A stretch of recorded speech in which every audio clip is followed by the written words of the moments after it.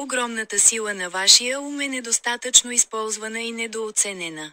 Прекарвайки много енергия, за да подредите живота си, вие пропускате да забележите как тази енергия е пагубна за вас самите.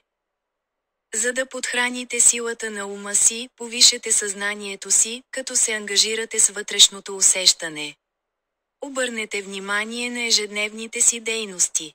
Забелязвате ли, че енергията ви се колебае? Това е началото на вашето вътрешно усещане. Докато навлизате по-дълбоко в усещането, можете ли да идентифицирате свързаната емоция за всяка енергия? Това е вашето вътрешно самосъздаване на енергия. Докато реагирате на житейски ситуации, вие сте собственикът на този процес и можете да промените каква енергия да създавате. Така че вземете обратно тази вътрешна сила. Да бъдеш истинският си аз изисква да поддържаш вътрешно пространство за себе си. Натискът и очакването са примери за отклонение от това вътрешно пространство. Поемайте дълбоко въздух всеки път, когато се случи нещо неприятно. Имайте предвид как релаксацията може да ви успокои, за да осъзнаете какво предизвиква реакцията ви.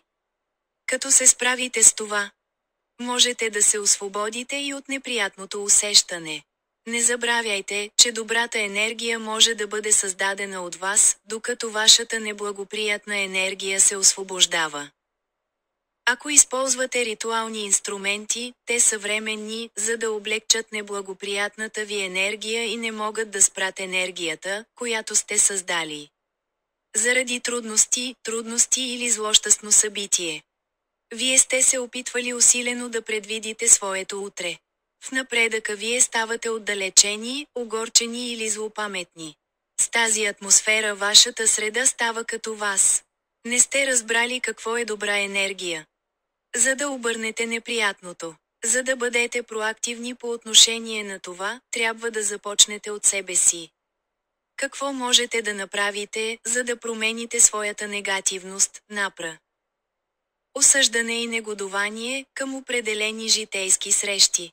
Бъдете предупредени, че не можете да се фокусирате само върху положителността, без първо да освободите негативността.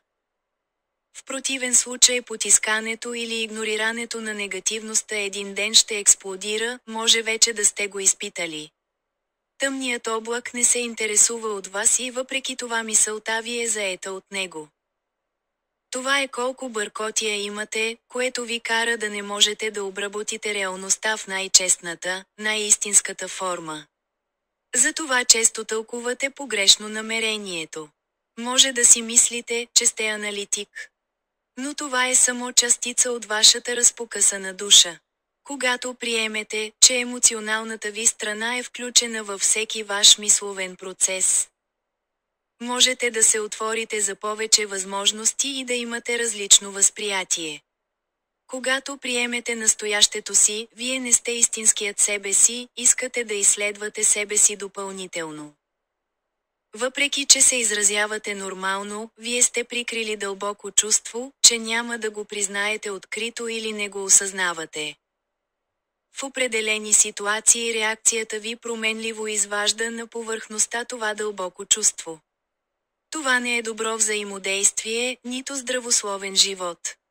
Това дълбоко чувство е от емоционална рана като несправедливост, предателство и скръб. Ако желаете изцеление, миналото ви трябва да се преразгледа, за да се излекувате смело. Ако не желаете изцеление, трябва честно да се запитате, струва ли си да носите това бреме и дори травма. Истинско щастие ли е това, което желая?